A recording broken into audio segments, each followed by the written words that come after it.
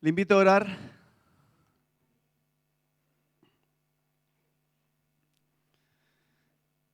Usted tiene que recordar por qué oramos antes de la palabra. No es por rito, no es por tradición, es porque usted no necesita escucharme a mí, usted necesita escuchar al Señor. A través mío en esta ocasión, pero necesita escuchar al Señor. Y si alguno no está bien sintonizado, es fácil que me escuche a mí y se distraiga con algo que no dije bien o con cualquier otra cosa que lo pueda distraer. Pero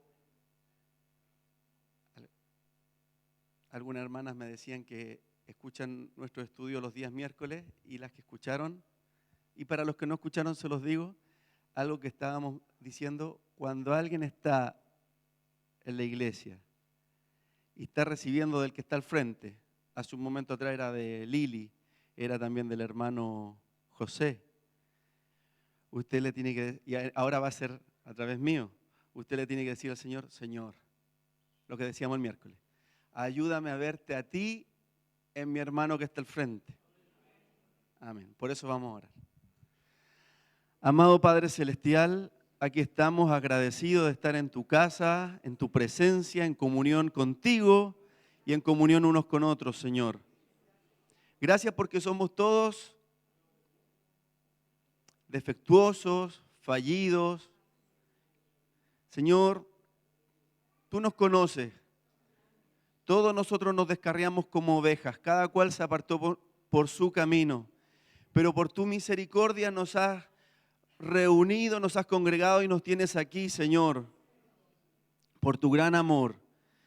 Y por ese gran amor que tú nos tienes a cada uno, ayúdanos, Señor, a vernos, en este caso, a verme a mí, que me toca estar al frente, pero te vean a ti a través de mí, Señor, te escuchen a ti a través de mí, como cada uno tiene que aprender a escuchar a cada uno que ministra de ti, ministra de tu palabra, a ver con humildad, a escuchar con humildad, Señor, porque no es el hombre el que nos transforma, eres tú por medio del ser humano, Señor.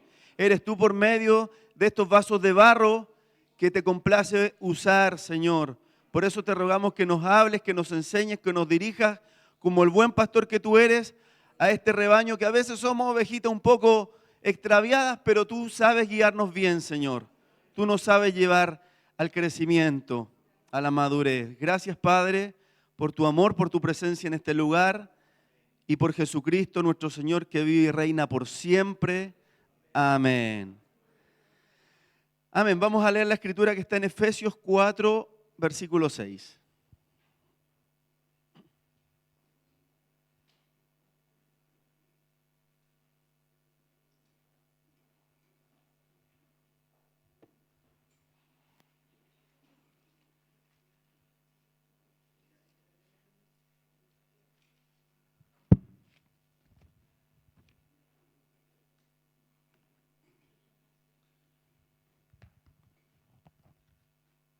Ahí está.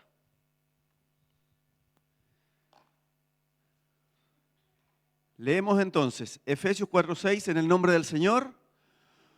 Un Dios y Padre de todos, el cual es sobre todos y por todos y en todos. Este mensaje se llama No somos hijos únicos. Amén. De repente los que tenemos varios hermanos decimos, oh, me hubiera gustado ser hijo único, ¿verdad? Porque sabemos lo que significa tener más hermanos. Los que somos los primeros hijos, ¿quiénes son? Primer hijo, primera hija. Tuvimos la fortuna de tener toda la atención de nuestros padres por un tiempito, hasta que nació el segundo, y el tercero, y el cuarto en mi caso, y el quinto, y el sexto. Entonces, si me hubiera quedado siendo hijo único, habría tenido toda la atención, todos los recursos, todo, ¿verdad? Pero bueno, son sensaciones que por ahí pueden pasar, pero también los que somos hermanos mayores o hermanos segundo, tercero, da lo mismo, aprendemos a ser hermanos, ¿verdad? Amar a nuestros hermanos. Hoy, ayer estaba en una actividad cristiana y una hermana ya mayor, decía que su padre murió cuando ella tenía como 6 años, su madre murió, si no me falla la memoria, cuando ella tenía como 30, y solo quedó ella y su hermano. Ya era adulta, pero dice que nunca, mire, esto que estamos hablando de ser hermano, ella nunca se sintió más huérfana que cuando murió su hermano. Para ella fue devastador porque ahí se sintió que estaba sola. Tenía esposo, pero su familia nuclear, su familia de origen, ya no estaba su hermano con el que mire, estén los papás o no estén los papás, los que tenemos hermanos más o menos cercanos, tenemos una complicidad, ¿o no? Que nos reímos de lo mismo. Oye, aquí está Rominita, que es mi segunda hija. Ellas se miran con la otra hermana, que tienen diferencias, pero se miran y se ríen de las mismas cosas. Y con un gesto, con una subida de ceja, se comunican mucho más que con otras personas. Pero a ella se le murió su hermano, su único hermano, y aunque tenía otra familia, dice que se sintió huérfana. O sea, lo importante que son los hermanos. Eso de ser hijo único, una sensación pasajera por la ilusión de recibir todos los beneficios, pero el valor que tiene ser hermano, wow. Porque, ¿quién aquí es hijo único? El hijo único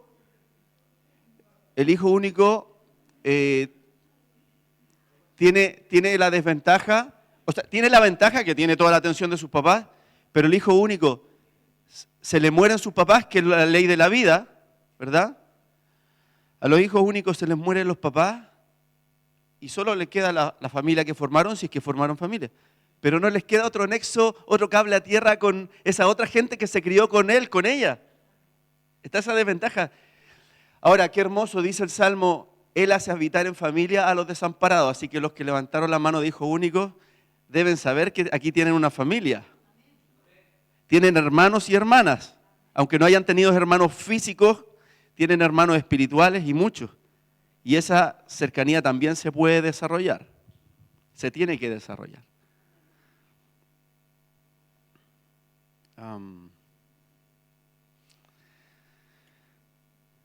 Este mensaje tiene que ver con la unidad, que el pastor me dijo que es un tema que han estado tratando, y tiene como objetivo aprender a ser hermanos en la fe. Aprender a ser hermanos en la fe. Tantos defectos que hay en la familia. Se habla de familias disfuncionales. En la Biblia, oiga, las cosas del reino de Dios no son todas perfectas. Esas familias escogidas de hombres y mujeres de Dios, muchas de ellas eran familias disfuncionales. ¿Se acuerdan de la familia de Jacob, su esposa Rebeca? No, espérenme, me estoy equivocando. Jacob, Raquel, no, pues espérenme, ya, tengo que retroceder. Es Isaac, Rebeca y sus hijos Jacob y Esaú. Ahí sí. Isaac, su esposa Rebeca y sus hijos Jacob y Esaú. Era súper disfuncional la familia. ¿Para qué le voy a contar la historia ahora? 2 hijos mellizos, pero Esaú era el favorito del papá y Jacob el favorito de la mamá, y a tanto era esa preferencia que la familia se separó porque un hijo tuvo que arrancar por un lado y el otro lo quería matar, y pasaron años sin verse. Y me imagino que la relación, bueno, Isaac ya se estaba muriendo, pero la relación entre ese matrimonio demuestra que no estaba bien, si era como que rivalizaban. ¿Cuál es el hijo? Y ¿se acuerdan que la mamá Rebeca haciendo todo un complot para engañar al papá? ¿Qué matrimonio es ese? ¿Cómo se coordinan? ¿Cómo se comunican en la voluntad de Dios? No está. Pero Dios tenía un trato con ellos. Así que aunque hayan imperfecciones en su familia, porque hay imperfecciones en su familia, ¿o no? Aunque hayan defectos en nuestra familia, al estar en el Señor hay un trato de Dios con el matrimonio, con los hijos. Hay fallas, a veces muchas, pero el Señor sigue, si estamos en Él, sigue guiando, sigue tratando, sigue obrando. Hay muchas situaciones difíciles en la familia, muchas dificultades. Le voy a hablar, voy a aprovechar que el pastor no está para hablarle un poquito de él, porque usted debe saber que él tiene 72 años, va a cumplir 73 ahora luego. No se le notan, a algunos se le olvida que el pastor tiene más de 70. Por lo tanto, han sido más de 40 años en este lugar, ministrando. Algunos se acuerdan de muchas cosas, otros se acuerdan de poco, pero esta obra comenzó el año 81, no el 85 cuando se inauguró el templo. Esta obra comenzó el año 81. Así que no se confunda con los años. Y él empezó en el ministerio en Capilla Macul en el año 77. Así que, ¿cuántos años son? 46 años de ministerio. Harto, ¿no? Guau, toda una vida. Normalmente la gente se jubila después de una carrera de tanto tiempo, se jubila. Y para los que conocemos, porque estuve haciendo un trabajo de parte de la iglesia Osana, como yo veía que tenían la foto en una caja de cartón y ahí las fotos se maltrataban, les compramos un álbum y le ordené la foto ahí, y al revisar la foto uno se va recordando de tantas cosas, algunas de las cuales usted se acuerda. Cosas como marchas a la calle, con carteles que nosotros mismos hacíamos, y parando en distintos puntos. Cosas como las alianzas en aniversario, alianza amarilla, alianza azul, alianza roja, las tortas. Cosas como las celebraciones de fiestas patrias. ¿Cuál era más, significaba más organización? Peña folclórica, competencia de cueca, de paya, ocupando la casa del lado cuando la teníamos, el patio, yendo al recinto que está al lado del Sanjón, no sé cómo se llama, pero hay un recinto ahí, un terreno baldío, pidiendo ese terreno, arrendándolo, saliendo fuera a Santiago, yendo a lugares especiales, recreativos, a distintas partes. Retiros, por supuesto, ¿para qué decir retiro de hombres, retiro de mujeres, retiro de niños, retiro de jóvenes? Tantos retiros impresionantes, campamentos y muchas iniciativas más que sería largo de enumerar. Ese álbum va a estar luego acá y ahí me imagino que... Pero son fotos que igual usted conoce porque se muestran cada cierto tiempo, algunas de ellas. Pero ¿cuál es el resumen? Muchas actividades que yo se lo voy a decir. El pastor, voy a hablar en pasado porque él no está, las hacía porque su propósito era incentivar la comunión del cuerpo. Como que para él era tan importante, además del culto, además de la reunión de oración y otras actividades constantes y normales, estas instancias de encuentro, relajadas para los que, bueno, debería disfrutar, pero hay todo un trabajo de por medio, hay toda una organización de por medio, ¿verdad? Muchos de ustedes participaron de la organización de ese trabajo, pero todo ese esfuerzo era ¿para qué? Para que la iglesia se encuentre y disfrute y tenga momentos de compañerismo, de comunión. Entonces son tantas actividades. Y uno como hijo de pastor dice, yo preferiría tener a mi papá más abocado a nosotros. Total, los cultos de la semana van a estar igual para el que quiera asistir y el que quiere celebra a su manera, hace su paseíto, hace su asado en su casa y que él se preocupe ya sea juntarse con sus hermanos, con mis primos, ¿verdad? Con mis abuelos, o estar nosotros en la casa, o nosotros salir, pero para él era muy importante, no es una queja, quiero que me entienda que estoy expresando para él como pastor que importante ha sido estos 40 y tantos años tener instancias de compartimiento que han sido muchísimas.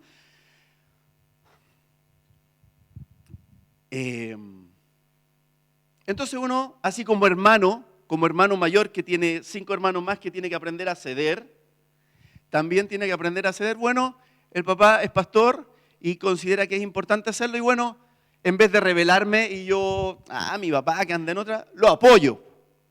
Si él tiene que estar allá porque considera que es importante estar allá, yo voy a estar con él, lo voy a apoyar.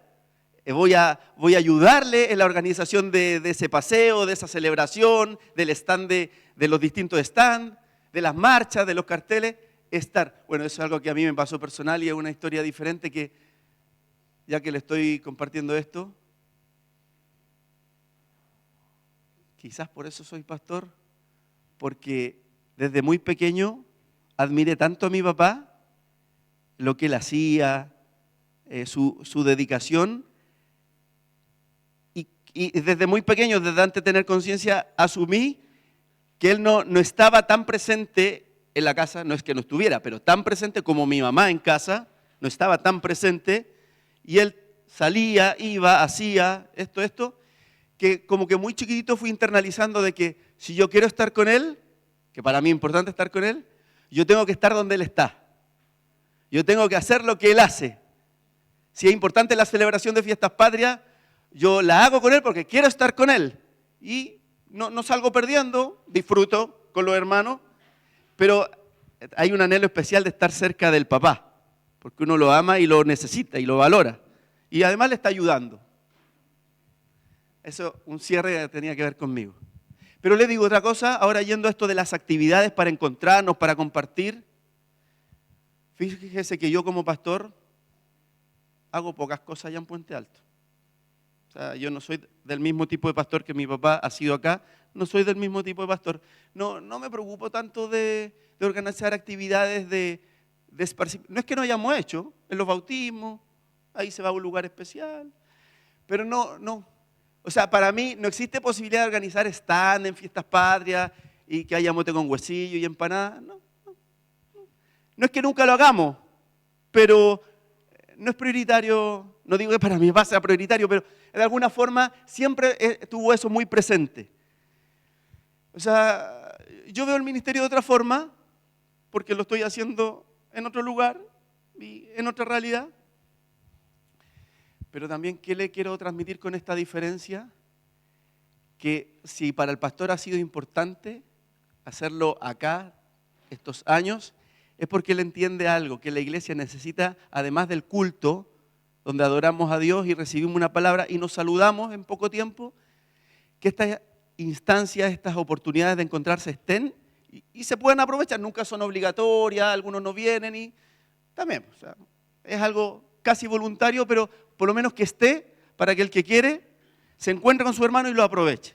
Ahora han pasado décadas y van cambiando las cosas, su vida va cambiando. Usted que antes era solo con su esposa, ahora hasta tiene nietos y una familia más grande. Por ahí algunos hasta tienen terreno fuera de Santiago, cosas que antes no tenían. Va captando cómo eso cambia su vida, porque antes que tenía quizás solo a su esposa y a su hija, por ejemplo, era más fácil venir. Pero ahora que hay más edad, hay más achaques físicos, hay más cansancio, hay otras posibilidades económicas. Antes no se salía mucho de vacaciones, ahora es muy común, la gente ahora sale fuera de Chile con mucha facilidad. ¿Se acuerda, hermana Alicia, que en el 80 ningún hermano decía anduve por el Caribe? Hoy en día cualquier hermano puede decir me pegué un viajecito a Cancún. Ah, qué bueno. No es tan sorprendente. Porque, hermanos, la vida va cambiando y la forma de hacer iglesia, hermanos, no caigamos en el negativismo. Antes todas las cosas eran hermosas, eran gloriosas, eran maravillosas y hacíamos esto y ahora no. Porque cada uno tiene que reconocer que su vida va cambiando. Su propia vida va cambiando. Porque Dios nos tiene en una dinámica que las realidades cambian. Y entre esos cambios, seguramente el pastor no va a ser pastor titular muchos años más. Esa es otra realidad a la que ustedes se acercan. Por eso el echarlo de menos hoy es parte de los cambios. Porque es inevitable que, yo no sé si lo tiene asumido, tengo mis dudas, pero es inevitable que él no va a estar igual que como estaba hace 20 años, hace 15 años, incluso hace 5 años, no va a estar igual. ¿Hasta cuándo va a estar activo? O como el pastor titular, no tengo idea. Pero yo le digo, papá, vaya asumiendo que usted tiene 72, va a tener 75, 79, 80. Y es normal que usted vaya menguando las actividades, no se sienta culpable. Pero ahora les digo, ustedes como iglesia tienen que ir también asumiendo sus propios cambios. No crean que lo demás cambia para mal, porque ustedes son los mismos de ayer, ustedes son diferentes, y todo va cambiando, y el pastor que tienen también va cambiando. Es normal. Así que no caigan en eso, no, los tiempos pasados eran mejores, ahora ya no es como antes. Hermano, no se quede aferrado al pasado, porque el que es del Señor es del Espíritu, y el Espíritu, dice Jesús, hablando de Nicodemo en Juan 3, el que es nacido del Espíritu es como el viento que sopla Dios sabe de dónde quiere y a dónde va, pero así es todo aquel que es guiado por el Espíritu. Esto tiene que ver con ser flexible, no rígido. Cuando nos ponemos viejos nos ponemos rígidos. Es que las cosas eran así, a mí me gustaba que fueran así, porque siempre se cantaban himnos, y los himnos son los que a mí me hacen vibrar. Y estos coros que yo ya ni me conozco, porque además ni se ocupa himnario. El ejemplo yo sé que porque a ustedes no les pasa, pero yo conocí a un hermano que decía esto. Y yo le decía, hermano, los músicos de repente cantarán algún himno, no lo puede negar cuando cantamos Cuán grande es Él. Pero usted tiene que ser un hombre del espíritu flexible, que si se canta, eres el Dios que adoramos, adora al Señor con ese canto. Por algo la letra está ahí para que usted la vea y la diga. Tampoco, bueno, yo sé que para mi tío está de más, pero igual lo digo a los músicos, tampoco los músicos se van a ir al extremo de cantar todas las canciones, el último, todas son las más nuevas y nos dejan, como dice el chilenismo, nos dejan a todos pagando. La podemos seguir, pero no la conozco. Igual no me conecto mucho porque está bien, hay que poner canciones nuevas, pero y él sabe que eso es lo lindo de esta congregación. Eso es lo lindo también del trabajo que el pastor ha hecho en esta congregación. Porque es muy diversa en el radio, en el rango de edades que tiene. Hay gente anciana, hay gente adulta, no anciana, hay gente adulta joven, hay jóvenes y no pocos, y hay niños y adolescentes, y hay adolescentes. Eso es tremendo. Eso, hermano, no lo tiene cualquier iglesia, pero no se dio así, porque sí, porque yo vengo con mi hija. No, se da porque hay una conexión de espíritus donde aún la Javierita, que es una Lola que tiene 16 años, no se siente incómoda ni le está diciendo a su mamá, no quiero ir a la iglesia, no me obligues, como lo hacían otros.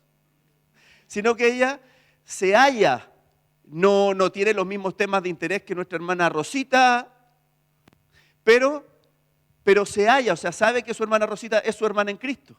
Y la hermana Rosita sabe que esta jovencita es su hermana en Cristo.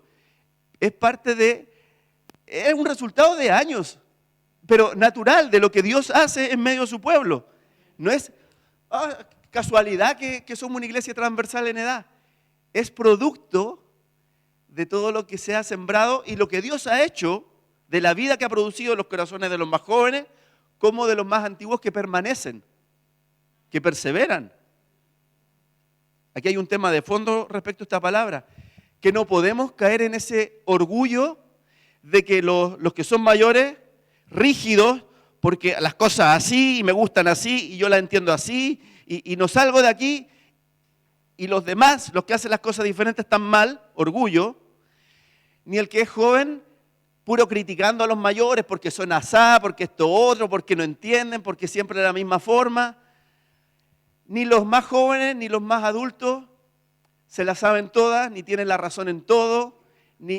Cada uno aporta, cada uno tiene algo que aportar, como esta joven lo está haciendo, ¿verdad? Que es una Lola, pero está sirviendo. Cada uno tiene algo que aportar cuando tiene ese arraigo, esa identificación, cuando valora, pero cuidado con ese vino nuevo y vino viejo, que Jesús lo ocupa en una ilustración, pero no están en oposición.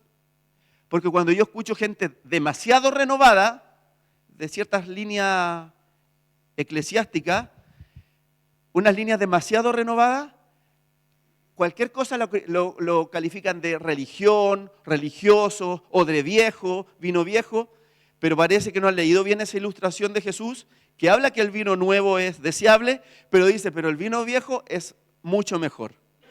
Entonces no es los que son más jóvenes despreciar lo de los mayores porque ya pasó. Los jóvenes tienen que saber valorar lo antiguo Y los mayores tienen que saber valorar con todo su corazón a los jóvenes que tienen, porque son la vida de Dios, reafirmando como la firma de Dios: yo estoy con ustedes. No son una iglesia que se está muriendo, porque aunque ustedes están envejeciendo, y si el Señor no viene antes, se van a morir, pero miren esos jóvenes que están ahí entre ustedes, ellos van a seguir con el legado de ustedes. Entonces los que son mayores tienen que valorar tanto, no valorar para que los jóvenes se les vaya el humo a la cabeza y se crean que, con humildad, que ellos también valoran a los mayores, pero los mayores tienen que valorar a esos jóvenes porque no son un mero adorno, son la vida de Dios en esa iglesia que va a seguir cuando usted ya no esté. Valorarlos, abrazarlos, acogerlos, irlos conociendo. Que la Javi, que es una joven que es de esta congregación, se sepa que es amada por la iglesia. Porque siempre ha habido una tirantez generacional en el mundo, en la sociedad, y en la iglesia pasa. Por eso que hay iglesias que son solo de viejos, tristemente, y hay iglesias que no deberían ser, son solo de jóvenes.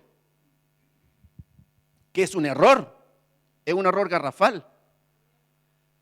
Un tremendo templo que ahora es un elefante blanco, Macul un poco más allá, ¿se acuerdan los teocráticos? El boom estuvo en los años 80 y era una iglesia de jóvenes, puros jóvenes. Y lo puedo decir con total libertad. Y se creían, la última chupada del mate, se creían superiores al resto de las iglesias porque no eran tan cool, tan modernos, tan vanguardistas. Imagínense lo pujante, un grupo de jóvenes que está tan organizado que logra comprar un cine y se empiezan a comprar las propiedades de los lados. Su meta era comprarse toda la cuadra, no pudieron, no llegaron a tanto. Un tremendo centro recreacional en la playa, pero fue solo los 80, porque ya por ahí, por el año 88, 89, iban en declive y hoy en día ya no son, el tremendo lugar está, pero no son una iglesia de jóvenes. Deben haber algunos jóvenes. Ni siquiera el lugar está lleno. Pero los que eran jóvenes en ese tiempo, los que quedan, porque la mayoría se fue, los que quedan de esos jóvenes pujantes que avanzaban, que predicaban, que hacían, pero se creían mejores que la iglesia. No es que yo esté hablando mal de ellos, porque cuando hicimos el evento de que vino Jimmy Swaggart al Estadio Nacional y fuimos de todas las iglesias, había un sector donde estaban solamente sentados ellos. Pero ¿sabe qué gritaban? Gritaban: que se aviven los canutos, que se aviven los canutos. O sea, ¿me entiende el espíritu soberbio? Siendo una iglesia pujante de jóvenes,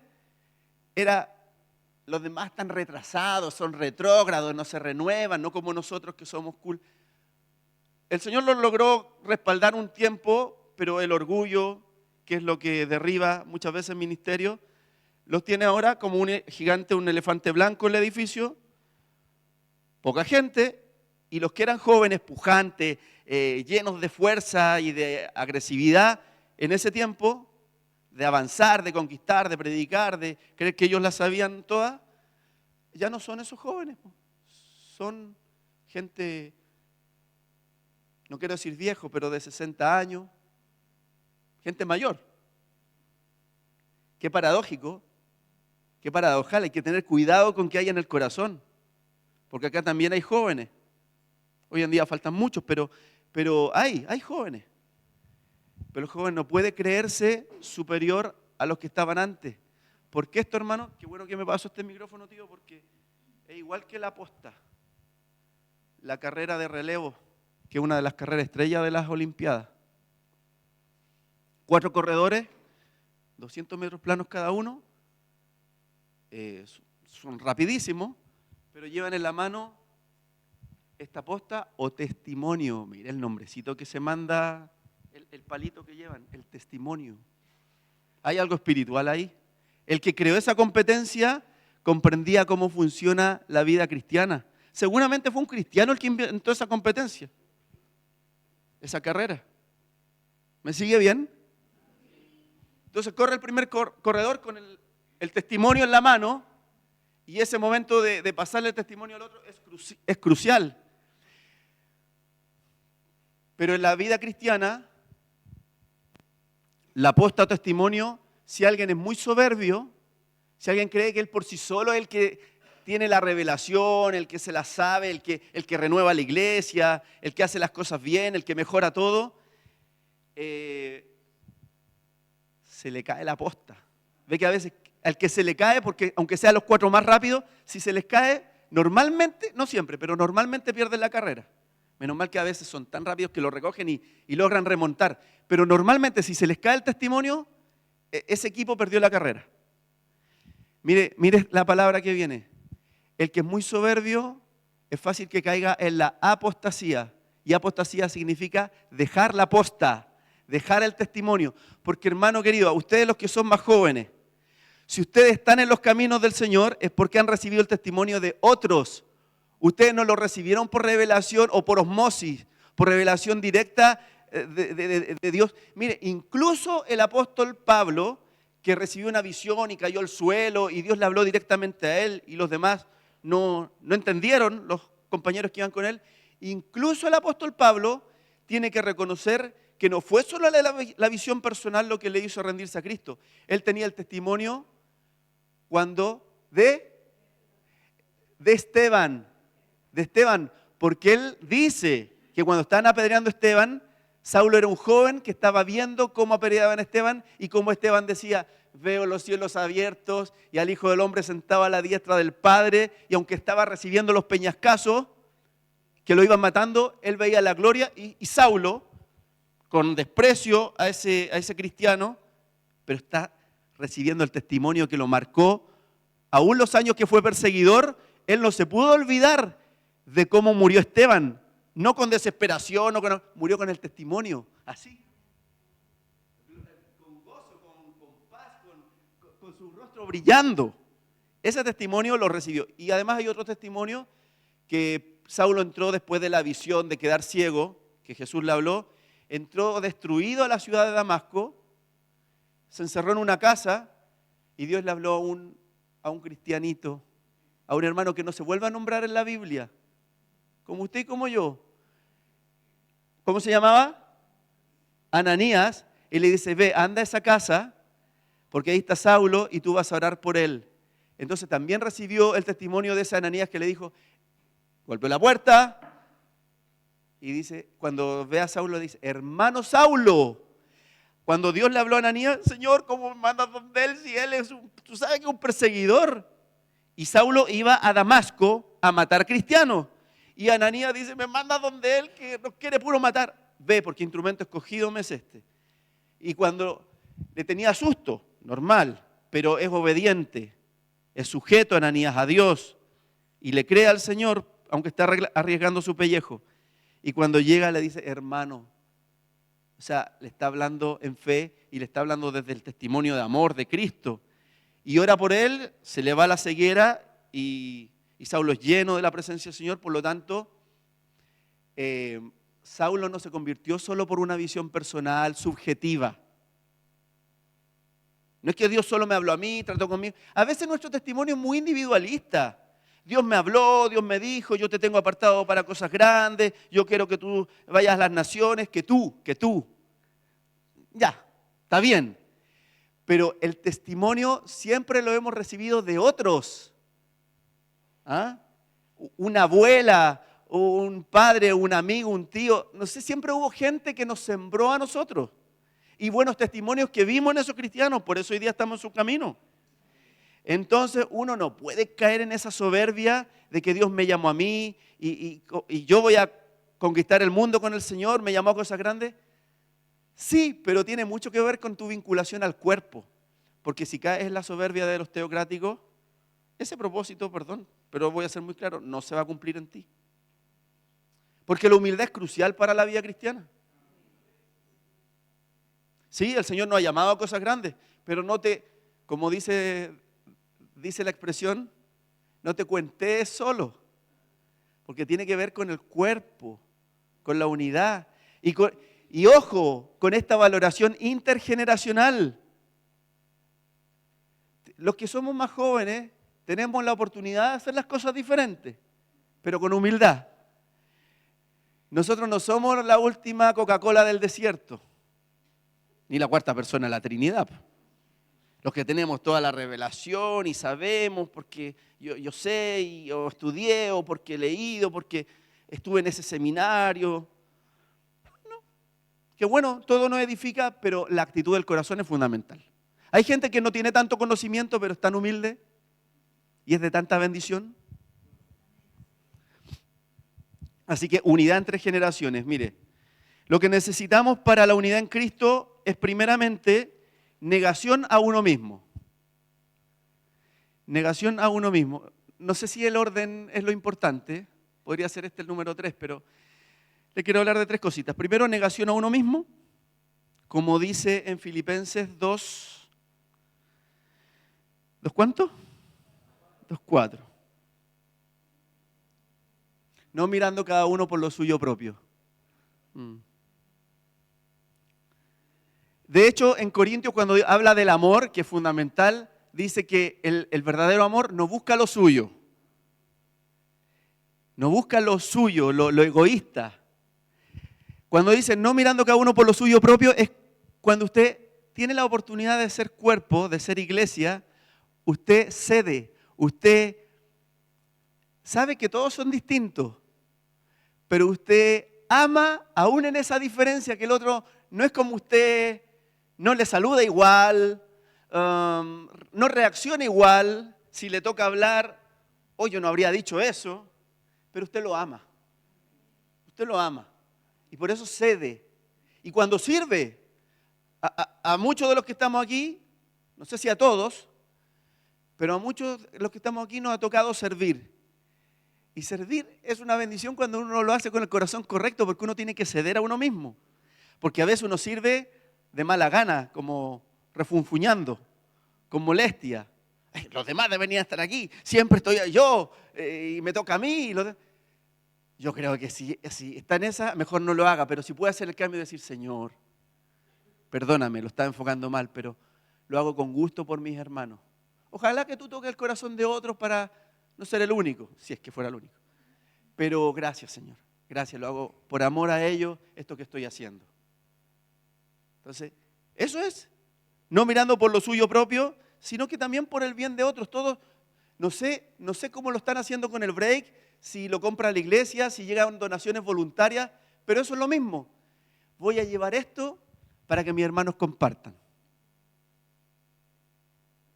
No sé si alguien quizás está tan escaso de recursos que le gusta comerse algo rico en el break, pero nunca trae nada. Bueno, ya que el Señor lo ayude.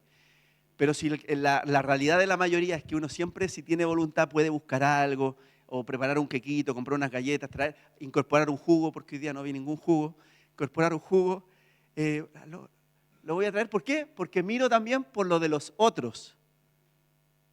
O incluso, eso que está rico, lo que está ahí, no sé quién lo habrá traído, pero se ve muy rico, tengo que sacar. Pero quizás antes de que el Señor le ayude a muchos a desarrollar esta sensibilidad, antes de decir, yo quiero para mí, ya voy a sacar 2 y le voy a llevar a alguien que el Señor me ponga, a alguien que está más lejos y que se quedó conversando. Hermano, ¿quiere uno? Gracias, sí. Capaz que el otro que llevaste, como sacaste 2, el otro también te lo pidan o tú se lo des, pero uno se siente contento. Hoy me quedé sin ninguno. Pero gracias, Señor, porque lo di. Y en otras ocasiones Dios permite que uno se dé el gusto y reciba algo, pero no mirando cada uno por lo suyo propio. Hermanos, ustedes son, me voy a incluir, somos una linda congregación, linda, hermosa, pero en esto tenemos que crecer. No nos podemos estancar. Nadie puede decir, no, ya es suficiente con lo que hago. ¿Qué hago?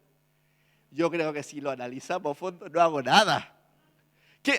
Yo vine acá, no fui para el otro lado y estoy acá predicando. No es nada. De gracia recibiste y de gracia estáis dando. No estoy haciendo nada de otro mundo, no estoy dando un esfuerzo sobrehumano, pero gracias por lo que puedo dar. Gracias por este tiempo, por esta preparación de este mensaje. Qué bueno, gracias porque me permite darlo. Pero no me creo como que estoy dando lo máximo.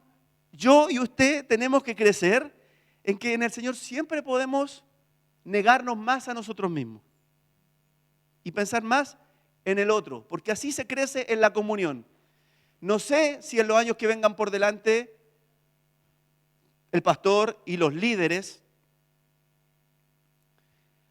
vayan haciendo esas actividades recreativas que antes se hacían. No sé, quizás menos, quizás más, no sé. Pero esas actividades no reemplazan esto. Porque pueden haber muchas actividades, pero el pastor sabe y ustedes saben que lo fundamental es la actitud del corazón. Entonces yo digo, sí, yo estoy dispuesto a negarme a tanto egoísmo que tengo. Eso era el primero. El segundo es humildad constante. Humildad constante. Filipenses 2:3, que dice, estimando cada uno a los demás como superiores a él mismo. Hay un cuidado que hay que tener con esta palabra. No es totalmente literal como la entendemos en español. No es que usted se crea menos que los hermanos, menos que su hermano o que su hermana, como que usted se tira al suelo. Los demás hermanos son importantes y yo no valgo nada. No es eso. No es sano. Es desequilibrado. Es un error enfocarlo así. Usted en el Señor se tiene que valorar porque es muy amado por el Señor, tanto como el pastor, como cualquier líder. Usted es muy amado por el Señor. Dios no lo ama menos. La Escritura dice en muchas porciones, Dios no hace acepción de personas. Dios lo ama mucho a usted como a cualquier otro, como a Pablo. Pero usted tiene que ver con el versículo que vimos anteriormente. Usted debe aprender a valorar sus hermanos y aprovechar esas situaciones, esas ocasiones de ponerse a usted en segundo lugar. No es siempre, porque en su vida personal usted se preocupa de su alimentación, no de los hermanos, porque no vive con ellos. Pero hay situaciones de preferencia, porque dice, está en sintonía con esta otra, en cuanto a honra, prefiriéndoos los unos a los otros.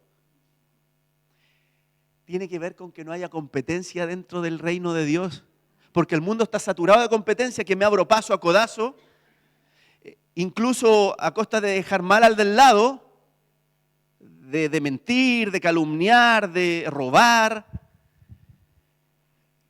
Terrible, el mundo es una jungla salvaje.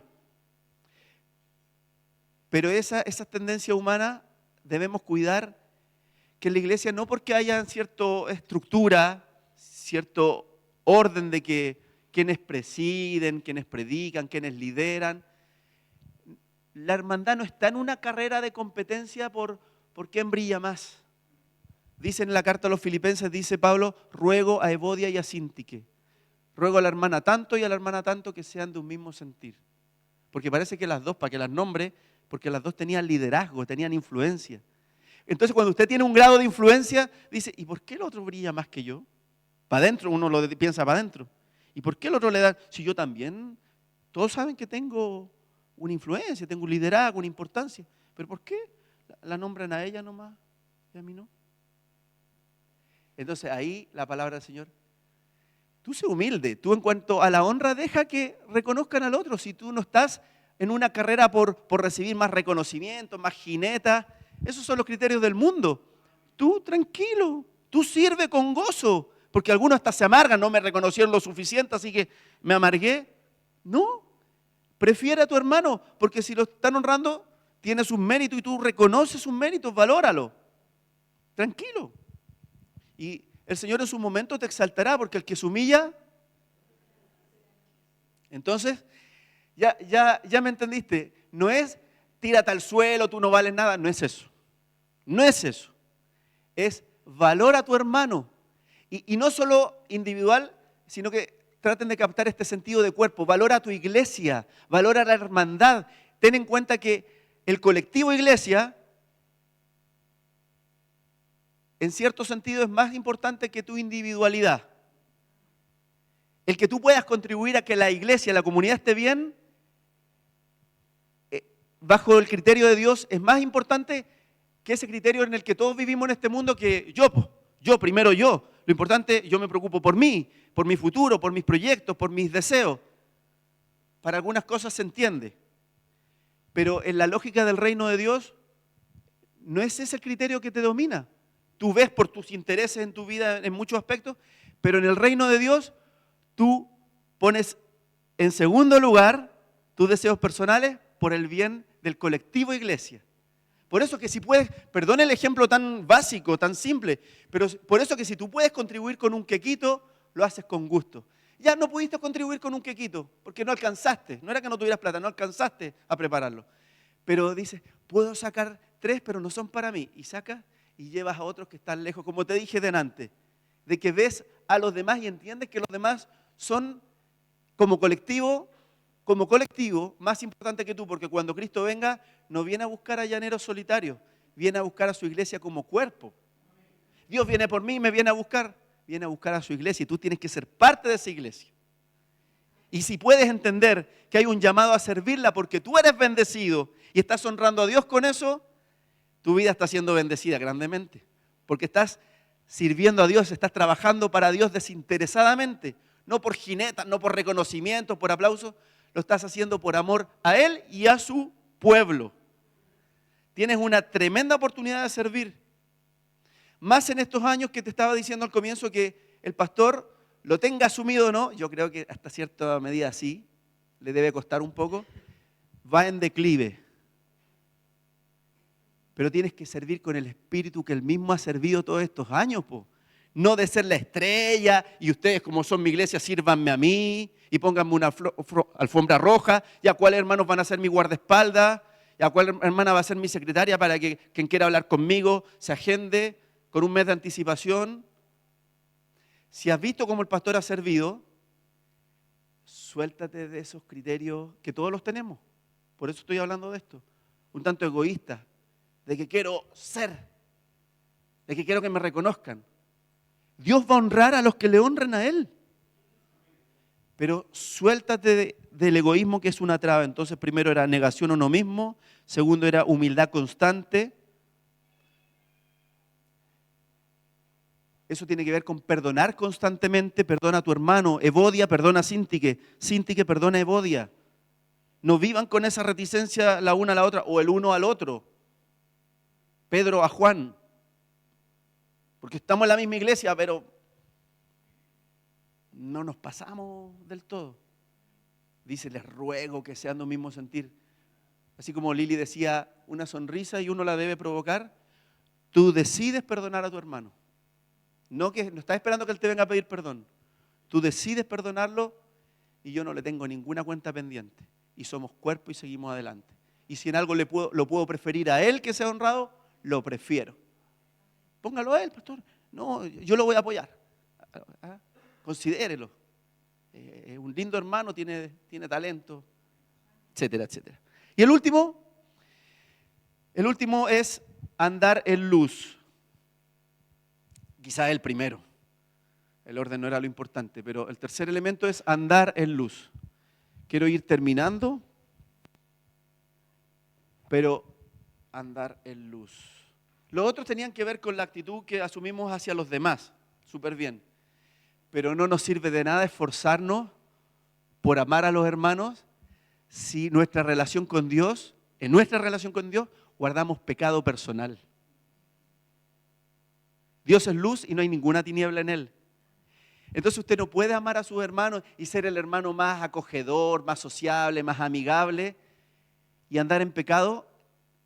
Puede ser amigable, sí, puede ser sociable, pero no trae fruto, no funciona, no trae un efecto espiritual porque usted tiene un obstáculo personal en su vida. La vida cristiana es una cruz. Entonces, lo que sustenta el palo horizontal es el palo vertical, nuestra relación con Dios.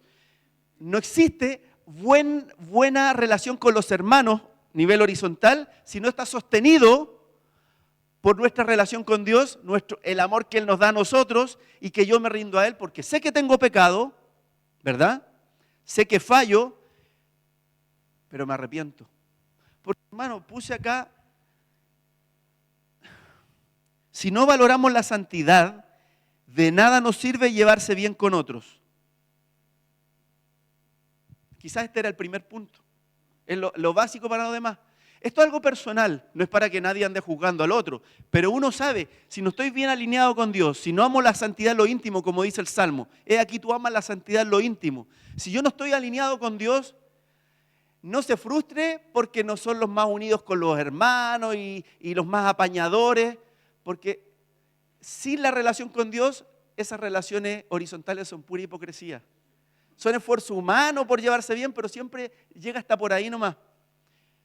Pero cuando uno está bien con Dios, aunque no comparta todos los días con las personas, pero uno está bien con ellos, uno está en paz, uno tiene una sintonía espiritual. Ahí es donde los dos palos se cruzan, el vertical con el horizontal. Estoy con Dios y ahí hace clic que desde ese punto donde se cruzan, me relaciono a mi izquierda y a mi derecha, con la bendición del Señor. El palo horizontal solo no sirve, no es cruz. Lo primero es el poste vertical. Andar en luz. ¿Qué dice 1 Juan 1:7? Ahí lo van a poner. Dice, como Él está en luz, ve, ahí tenemos comunión. Sálgase de la ilusión de ser el tener más compañerismo, la mayor amistad, súper buena onda. Si sabe que su relación con Dios está bloqueada, arrepiéntase delante del Señor. Suelte su pecado, cualquiera que éste sea, porque el Señor nos garantiza que en Cristo hemos sido perdonados, pero hay que reconocer, confesar nuestro pecado, confesar nuestra falta delante de Él, reconocer, arrepentirnos y reciba el perdón del Señor. No espere a tener la vida completamente cambiada. Esto es un asunto de fe. Alíñese con Dios. Y desde ahí usted se relaciona con sus hermanos y con otra gente también en relaciones fructíferas, provechosas, de crecimiento. Pero estos tres requisitos son fundamentales para que la iglesia crezca en comunión. Andar en luz, ahora los digo al revés, andar en humildad y negarse a uno mismo. Eso es, mi querido hermano. Hasta aquí la palabra del Señor. Vamos a orar.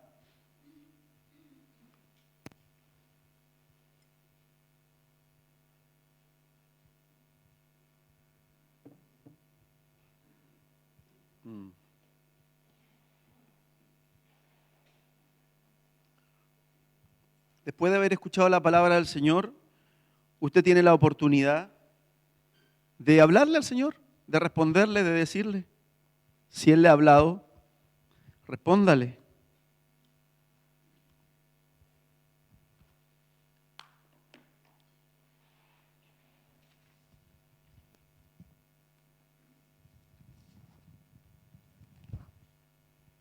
¿Tiene algo que decirle al Señor?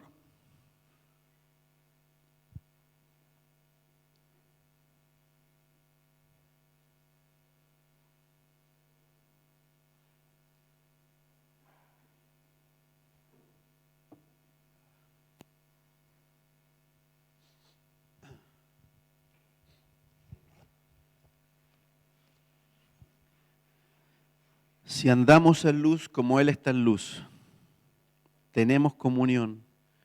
Nuestro corazón anhela la comunión, anhela no estar solo, pero no podemos anhelar tanto el estar con los demás como estar contigo, Señor. Primero estar contigo y desde ahí, por la fe, porque no te tenemos físicamente, no te podemos tocar, pero por la fe, estando contigo, perdonados por la sangre de Cristo, podemos tener comunión los unos con los otros, dice esta palabra. Podemos, Señor, saciar el corazón sediento, solitario, afligido, primeramente en la fe en Cristo y luego en el acercarnos a los hermanos, en el amarlos, en el valorarlos, en el negarnos a nosotros mismos considerándolos a ellos. Señor, yo quiero pedirte en este día por aquel hijo tuyo, por aquella hija tuya que se reconoce bloqueado en su relación contigo, en falta. Hay un pecado que le acusa, quizás más de uno, Señor. Pero, Señor, tú proveíste todo, Señor. Tú diste todo lo necesario para que vivamos libres de la esclavitud del pecado, de la culpa. Tú hiciste todo lo necesario, Señor, y en este día lo podemos recordar y valorar y recibir. Señor, Oramos, Señor, delante de ti. Iglesia, le voy a pedir que todos repitan en voz alta, porque si decimos, no, yo no estoy en pecado, yo no estoy en falta, vamos a exponer al que sí se siente en falta. Todos hemos pecado. Entonces, en amor, unos por otros, y haga la suya también. Haga la suya. ¿Qué oración? De reconocer que hemos fallado, de reconocer que hemos pecado, que le pedimos perdón al Señor, que queremos estar a cuenta con Él y que Él haga su obra en nosotros. Amén. Repitamos delante del Señor. Padre Celestial, en este día he oído su palabra y reconozco que hay pecado en mí. Perdóneme, Señor. Yo no he dejado de reconocer lo que Jesucristo hizo en la cruz por mí. Sé que Él murió haciéndose cargo de todos mis pecados. Me humillo delante de Él, porque Él no merecía sufrir ese castigo, pero lo hizo por amor, para hacerme libre, para siempre, de todas mis faltas, de todas mis inclinaciones pecaminosas, de todo lo que he hecho mal. Recibo de la sangre de Cristo, de su perdón, que me dice que soy libre, que soy lavado de todas mis maldades, que soy su hijo amado. Recibo de su amor y me dispongo a caminar en comunión con usted y a crecer en la comunión con mis hermanos. En el nombre de Jesús, mi Señor y Salvador. Amén. Amén. Póngase de pie, vamos a participar de la mesa del Señor.